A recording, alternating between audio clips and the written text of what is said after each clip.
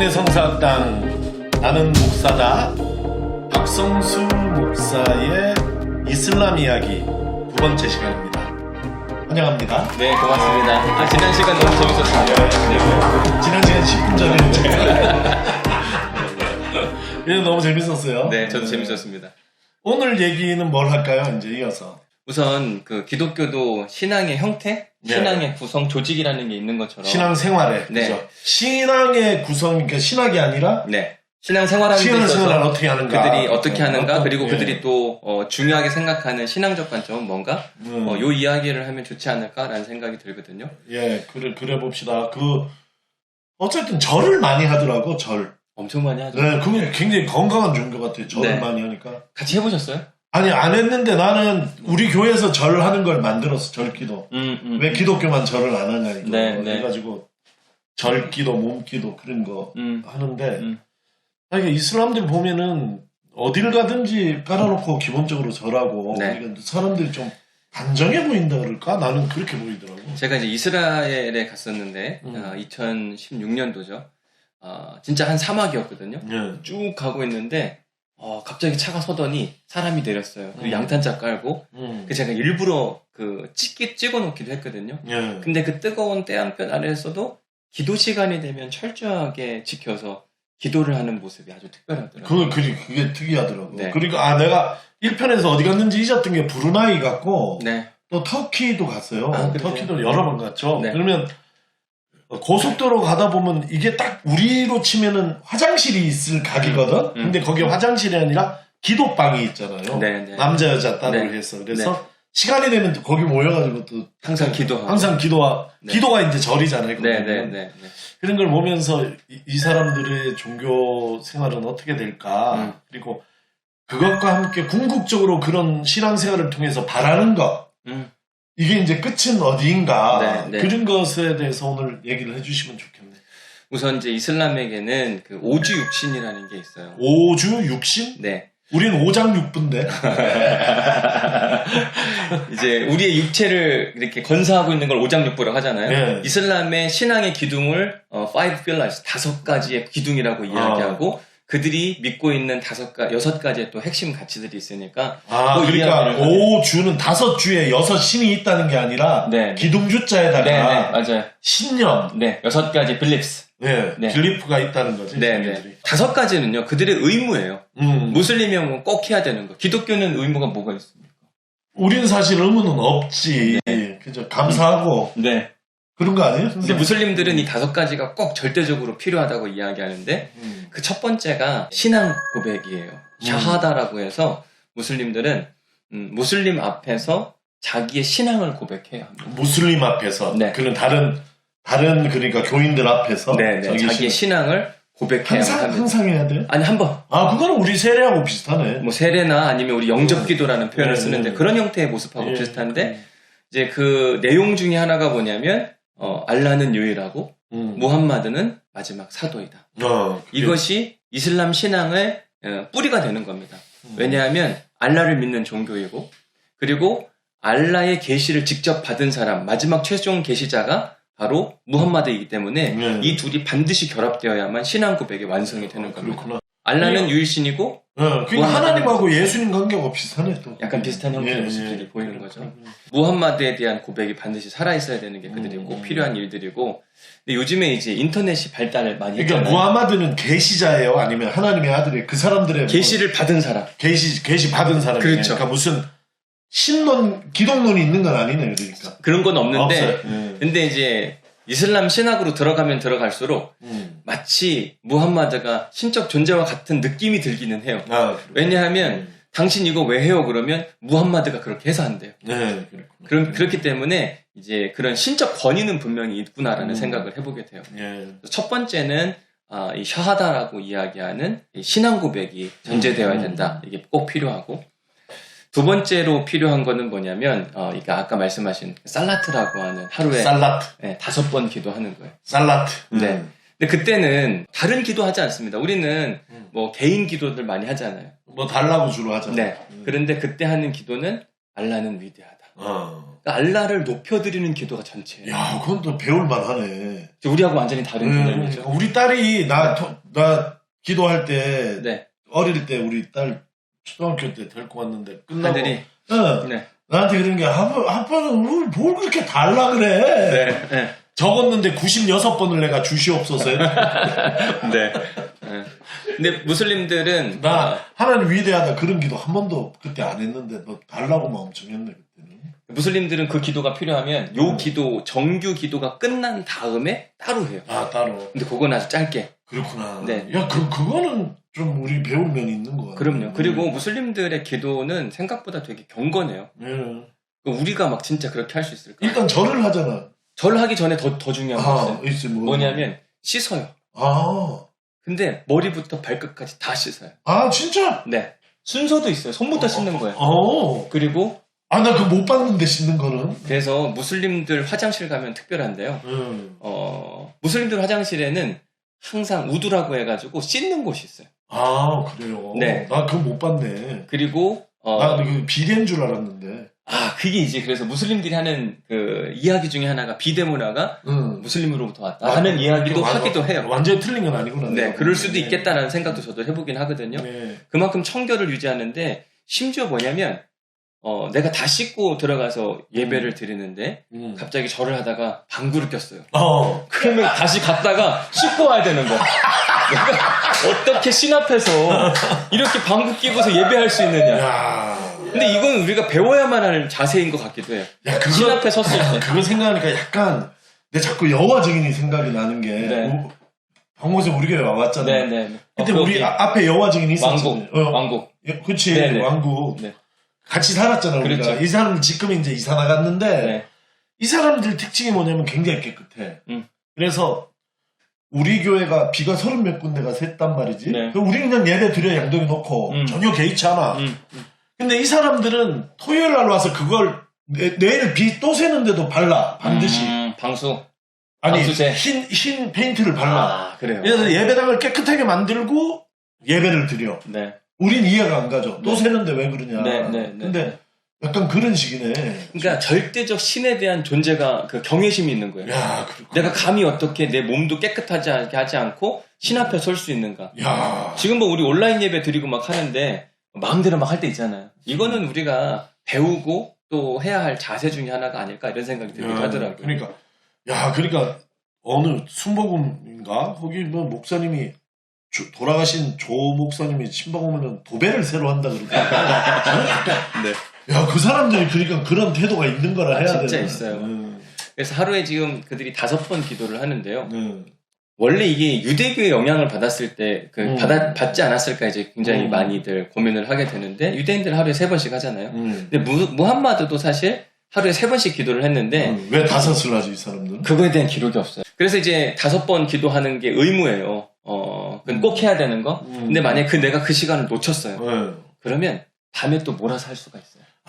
꼭 그 시간에 하는 게 절대적이지만 그렇지 않을 경우에는 또 할 수 있는 그런 기회가 있고 그리고 이제 아까 이제 말씀드린 것처럼 꾸란 이외에 주석서 미드라시 같은 주석서가 있는데 하디스라고 표현하는데 하디스. 네, 그 하디스에 보면 이게 하루에 5번 했을 때 효과가 있는 거예요. 어떤 효과가 있냐면 무슬림들의 구원론에 있어서 무슬림들은 원죄론이 없기 때문에 이 땅에 태어나면서 죄와 선행의 문제에 있어서 마지막 심판날에 이 공평의 저울이라는 게 있거든요. 그 중에 뭐가 더 많아야 되냐면 선행이 많아야 되는 살다 보면 악이 훨씬 더 많잖아요. 타락한 것이 많고 그런데 기도로 이걸 쌓는구나. 하디스에 보면 한 번 기도할 때마다 내가 선행한 일을 하면 곱하기 20이 되는 거예요.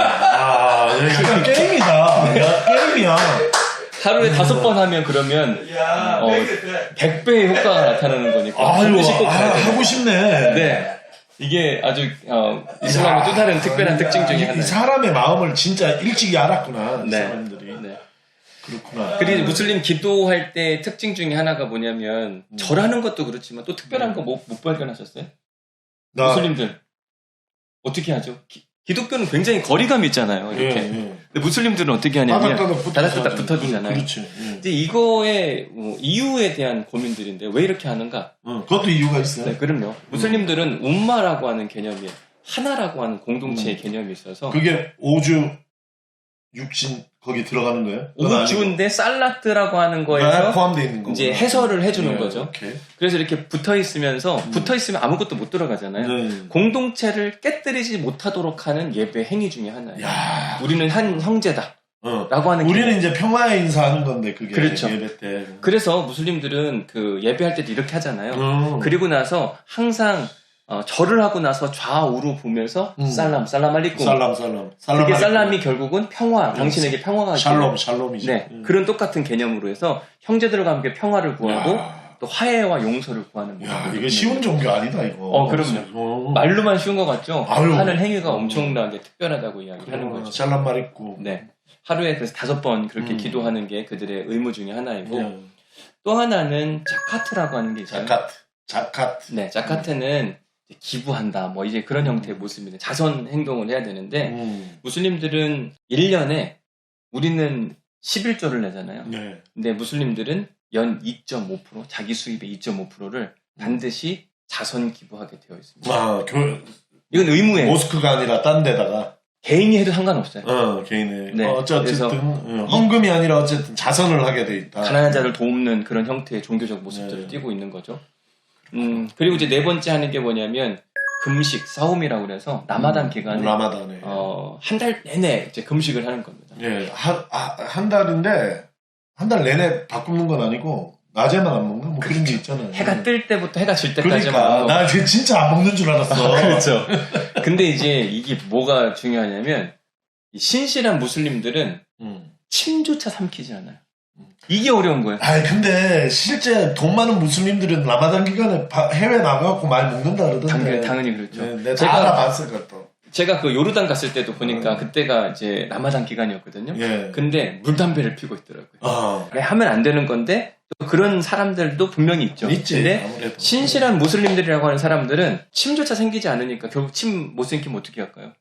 뱉겠지. 그럼요. 그래서 그 라마단 기간에 이슬람 국가를 가면 침이 바닥에 흥건한 거예요. 야, 그때는 안 가야 되겠다. 네. 삼킬 수가 없으니까. 그때는 진짜 이슬람 국가 여행을 피하는 게 가장 좋지 않을까? 예, 이제 이런 생각이 들고 더 놀라운 사실은 뭐냐면 해가 지면 먹을 수 있거든요. 예. 그 라마단 기간에 아무것도 안 먹으니까 이 매출이 떨어질 것 같은데 해가 지고 나서 엄청 먹는 거예요. 그래서 매출의 양이 경제 성장이 어마어마한 겁니다. 그때는 특별히 더.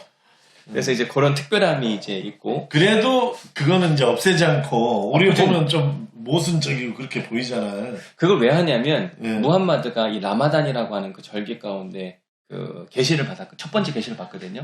신성한 날이라고 해서 무함마드하고 똑같이 그 일들에 동참하기 위해서 하는 거예요. 대신 뭐 예외사항으로 뭐 여행을 한다거나 아니면 내가 임신을 했다거나 그러면 금식에서 예외가 되는 일들이 발생을 하게 되는 겁니다. 그리고 이제 그 5주 5가지 기둥 중에 마지막 5번째 기둥은 메카 성지순이라는 거 아시죠? 예. 아이고 진짜 대단하죠. 그 코로나 때 그거 못 하지 않나? 진짜. 지금은 못 하는 것 같아요. 엄청나던데. 그런데 그게 의무인 거예요. 반드시 해야 되는 거. 일생 사는 동안에 한 번은 한 번은 반드시 해야지 되는구나. 네, 그게 의무였기 때문에 그거 왜 하냐? 그럼 사실은 무함마드가 해가지고 똑같이 하는 거긴 하거든요. 근데 내가 만약에 그럼 답은 거의 무함마드가 했기 때문에 한다네. 대부분 거의 다 그래요. 그렇기 때문에 이게 무함마드는 신은 아닌데 신적 권위는 굉장히 많이 갖고 있다. 이런 표현이 맞지 않을까라는 생각이 선생님으로도 볼 수 있겠다. 네. 그래서 이슬람의 이 모든 신앙 가이드를 정해준 사람이 무함마드. 그러면 정규 예배라는 건 없나 보네요. 있죠. 있어요. 금요일 날 12시. 낮 12시. 낮 12시. 주마 예배라고 이야기하는데 이제 뭐 그걸 왜 금요일 날 12시 했냐 뭐 여러 가지 논쟁들이 있는데 사회학적으로 접근하는 게 제일 맞을 것 같아요. 무함마드가 이 메디나라고 하는 도시 메카에 살다가 엄청나게 핍박을 많이 받아요. 왜냐하면 그 당시에 다신교 상황 가운데 메카에는 그 카바 신전이라고 사람들 도는 데 있잖아요. 거기를 중심으로 상권이 어마어마했거든요. 마치 에베소 같은 그런 형태의 모습일 것 같아요. 무함마드가 유일신 사상을 강조하면서 다신 다 없애야 된다. 그러니까 사회 개혁 운동에 굉장히 앞에 뛰어들었던 사람이거든요. 그러니까 기존에 힘을 가지고 있었던 권력자들은 무함마드의 메시지가 싫은 거죠. 바울이 에베소에서 전도할 때 있었던 똑같은 비슷한 현상이에요. 그래서 핍박을 엄청 많이 받는데 메디나에서 온 어떤 사람들이 이 무함마드를 굉장히 좋아하고 무함마드 메시지를 흠모하게 됩니다. 그러면서 여기서 박해받지 말고 우리한테로 와라 라고 하면서 초청을 받게 되자 이 무함마드가 계속 핍박받다가 자기를 환영해주는 사람이 있으니까 이주해서 가게 되거든요. 그걸 히즈라라고 이야기하는데 히즈라. 622년이에요. 그때가 이슬람 역으로 1년이에요. 무슬림들은 자기 달력을 갖고 있어요. 우리 달력하고 틀립니다. 그래서 622년이 1년이에요. 그리고 나서 이제 메디나에 가서 첫 번째로 사람들이 많이 모이는 곳, 그게 어디냐면 장터였거든요. 장터, 금요일날 꼭 장터가 열렸는데 그 금요일날 12시에 사람들을 불러 모아서 첫 번째 예배를 드렸고 그게 이제 정규 예배로 모든 사람들이 한꺼번에 모이는 시간이 됐습니다. 그 정규 예배는 말씀 예배인가요? 그러니까? 네. 거기에는 이맘이 등장해서 설교하는 시간이 따로 있어요. 이맘이 설교하고. 하루에 5번 살라트 때는 없는데 이 주말 예배는 가서 보니까 절도 하고 다 하지만 그 이맘으로부터 꾸란에 대한 해설과 또 가이드를 받는 시간이 있더라고요. 예배는 유대교 예배하고 비슷하겠다, 그죠? 그럴 수 있죠. 유대교 회당 예배하고. 네. 찬송 같은 거는 없고. 네, 찬송가는 없어요. 그러니까. 네. 지금까지 5주 이슬람을 버티고 있는 5가지 기둥에 대해 살펴봤고요. 다시 해봅시다. 1번이 샤하다. 신앙 고백. 그 다음에 두 번째는 얘기해봤네. 살라트. 기도. 맞아요. 그 다음에 세 번째는 자카트. 자카트 자선. 몇 퍼센트라고 했는지. 2.5%. 네. 그 다음에 무슬림들이 금식하는 게 있었는데 그거는 싸움이라고 하고 맨 마지막. 나를 한글 시켜줘야지. 해보세요. 그 마지막은 성지순례 하는 건데.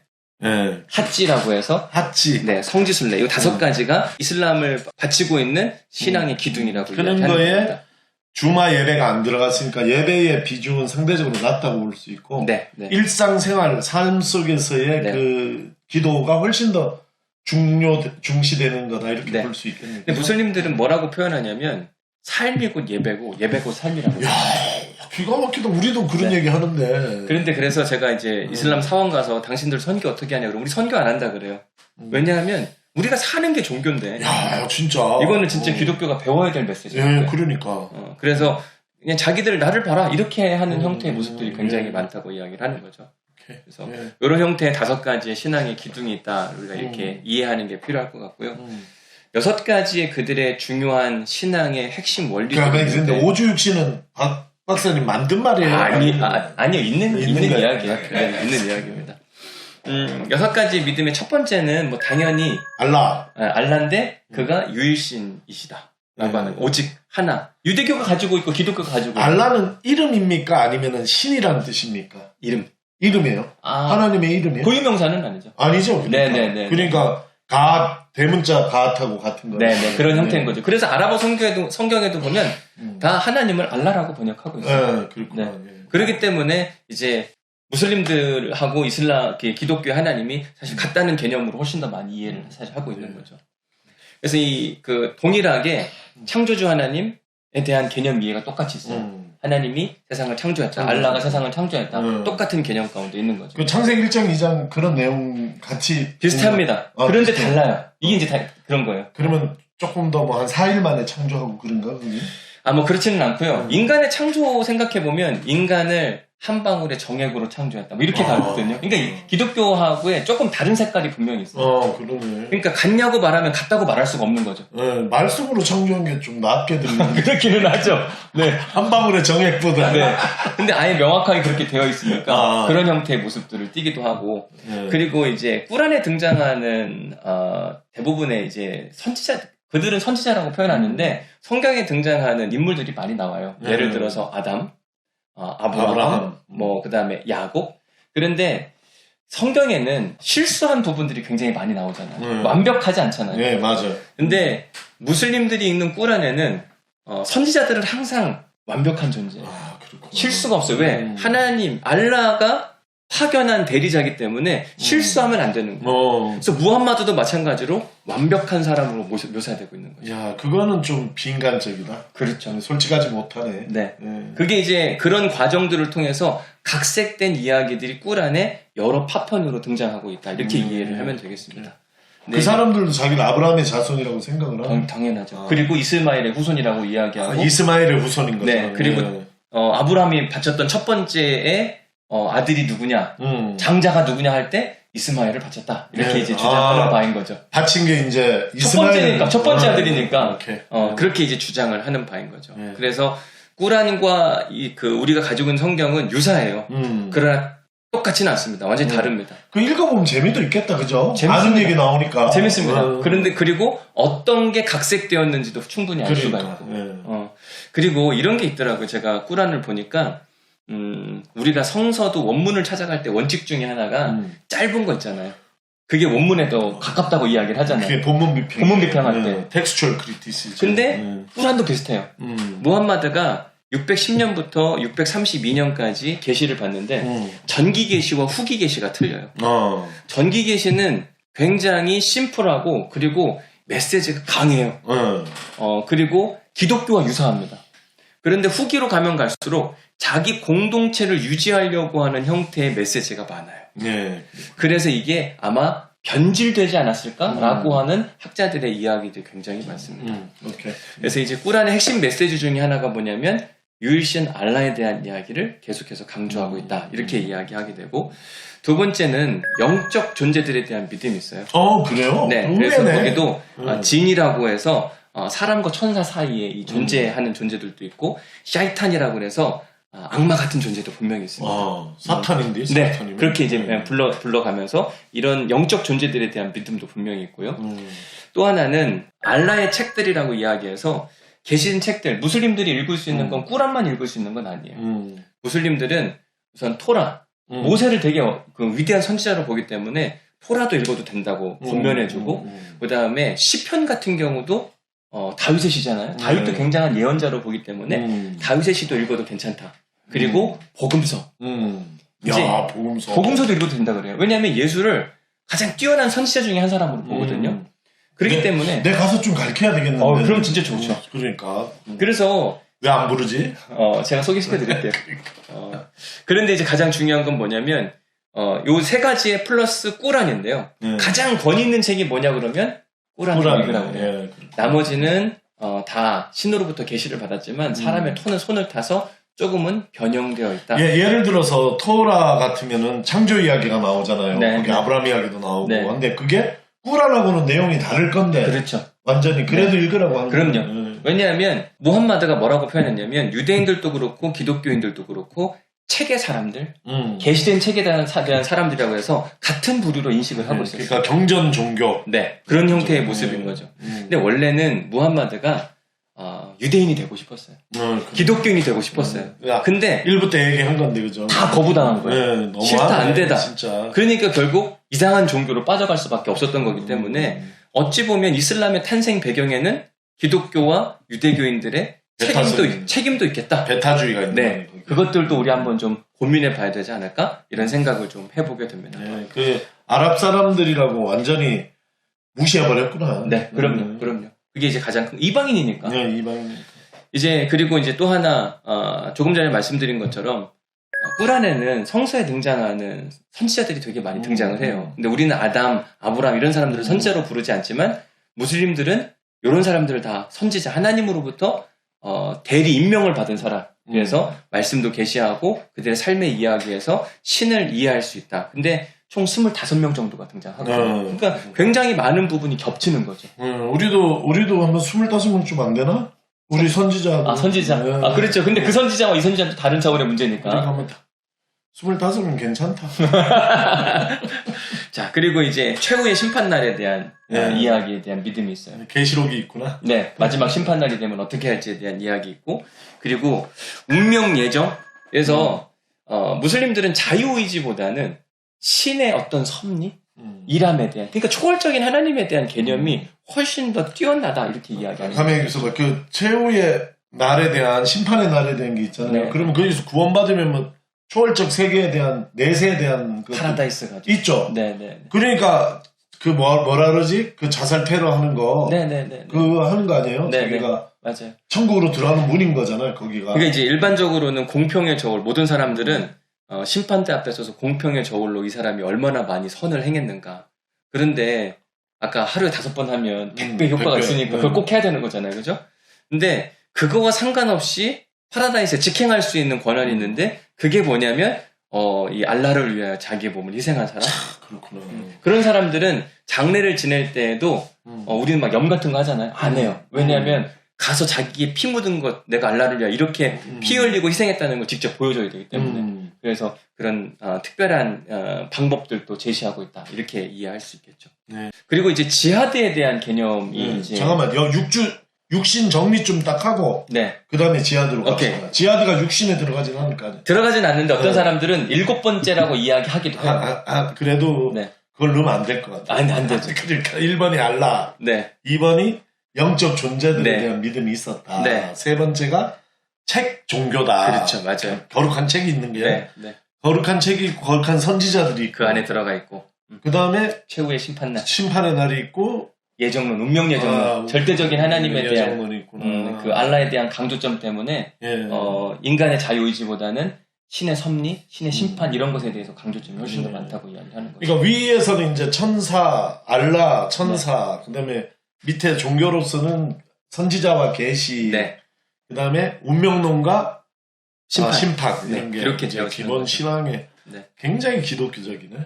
그러니까 이제 유사하다고 이야기하는 거고 유대교와 에비오니즘에 굉장한 영향을 받은 종교라 우리가 이렇게 정리할 수 있겠죠.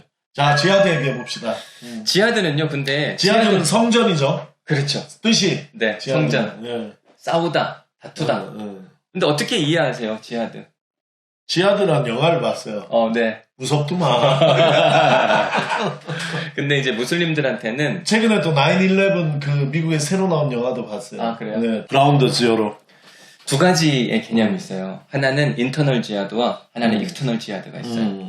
그러니까 뭐 익스터널 지하드 같은 경우는 우리가 잘 아는 것처럼 성전, 거룩한 전쟁, 그래서 이슬람 신앙을 반대하거나 이슬람 신앙에 대해서 박해하는 사람들에 대해서 우리가 칼을 들을 수 있다. 이런 이야기를 우리가 사실 많이 들었죠. 근데 무슬림 신앙 안에서는 그거 말고 우리 기독교적 용어로 하면 영적 싸움, 인터널 지하드라고 하는 개념이 또 있거든요. 그러니까 그런 얘기 있을 수 있겠네요. 우리가 성숙한 이 사실 무슬림이라는 뜻이 뭐냐면 서브미투가 하나님께 복종하는 사람들이라는 뜻을 갖고 있거든요. 그래서 하나님께 알라에게 복종하기 위해서 인터널 지하드를 해야 된다고 이야기하는 거예요. 그러니까 내적 싸움을 해야 된다. 선한 싸움, 다 싸움, 네. 그런 거 아니에요? 그런 형태의 모습인 거죠. 근데 무슬림들이 강조하는 건 사실은 이 인터널 지하드를 훨씬 더 강조하고 외부에서 바라볼 때에는 익스터널 지하드. 그러니까 무슬림 일반하고 이 테러 조직 지하드 구분할 수밖에 없는 거죠. 구분을 해야지 되겠죠. 그리고 테러 조직들은 전체 인구의 5%가 안 돼요. 5% 엄청 많은 건데. 아, 그래요? 네. 그런데 이제 문제가 뭐냐면 결국 그들이 움직이기 시작하면 모든 무슬림들은 하나로 응집하는 힘이 생긴다고 이야기하는 것 때문에 많은 사람들이 염려하고 걱정하는 게 아닐까 이런 생각을 좀 해보게 됩니다. 네. 그러니까 이슬람은 나쁜 사람이에요? 무슬림은? 그렇지는 않은 것 같아요. 그렇지는 않은 무슬림은 사람이잖아요. 네. 근데 그렇게 제가 이스라엘에 갔을 때 봐도 팔레스타인들이 있고 유대인들이 있는데 유대인들이 지금도 훨씬 더 차별을 많이 해요. 그렇죠. 무슬림 유대인 상점에 갔는데 동전을 그냥 이렇게 안 준다니까. 이렇게 손에 주면 얼마나 좋아요. 거슬림돈을 줘야 되는데 바닥에 던져요. 주스라고? 네, 얼마나 기분이 나쁜지. 왜 더럽기 때문에 이방인이라는 개념이. 그러니까 다 그런 건 아니겠지만 일부 보수적인 사람들은 그렇게 하더라고요. 근데 팔레스타인도 가보면 뭐 물론 과격한 사람도 있죠. 그런데 생각보다 따뜻한 사람들도 분명히 있기 때문에 무슬림들이 다 나쁜 사람들이냐, 그건 그렇게 말할 수 있는 건 아니에요. 그러니까 만약 알라의 가르침은 뭐 나쁜 거예요? 그러니까 신앙적으로 기독교가 비슷하다 이런 게 아니라 네. 뭐 사회에 악을 끼치는 그런 가르침이 담겨 있어요? 한마디로 착하게 살라는 거야? 아니면은 요 이제 미로슬라 볼프 이야기로 돌아가서 보면 뭐라고 이야기하냐면 기독교도 하나님 사랑과 이웃 사랑을 가르치고 무슬림의 경전인 꾸란도 하나님 사랑과 알라의 사랑과 이웃 사랑을 이야기한다. 이야기를 하는 것. 이게 이제 커먼 그라운드라고 이야기를 하면서 공통의 기반을 가지고 대화해야 되지 않겠냐 이런 이야기를 하는 거죠. 대화할 수 있는 여지는 많겠네요. 마음만 제대로 잘 접근 방법만 왜냐면 우린 지하드의 영향을 너무 많이 받으니까 네. 그리고 팔레스타인 해방기구라든지 우리가 접한 게 그런 것들이잖아요. 9/11 접하고 이런 거 하면서 일단 아랍 사람들이, 그러니까 무슬림들이 꼭 아랍이 아니라도 우리나라에 이제 파키스탄, 방글라데시 이렇게 들어오잖아요. 그러면 일단 좀 꺼리고 좀 색안경 끼고 보는 그런 게 많이 있죠. 그러니까 이제 선교를 이제 어떻게 할 것인가를 다음 시간에 하기는 하겠지만 선교적 접근이 분명히 필요한 것 같아요. 어떻게 다가가고 어떻게 대화하고 어떻게 이해하는가, 어떤 결과를 낼 것인가에 대한 고민이 있는데 첫 번째는 우리가 오해하고 있는 부분이 너무 많다라고 하는 것. 그건 다음 시간에 하면 되겠네. 네, 그렇게 해도 돼요. 다음 시간은 여기서는 2분 후인데.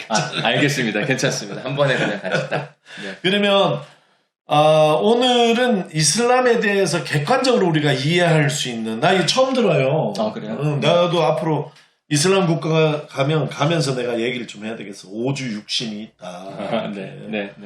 그런 것을 이해를 하는데 제 느낌을 한마디로 얘기하면 굉장히 기독교와 비슷하다. 유사하죠. 예, 아주 유사. 저는 유사종교라고 해서 생각하는 거예요. 그러니까 생각보다 많이 비슷한 게 많이 있네요. 네. 그런 것을 깨달은 좋은 공부 시간이었습니다.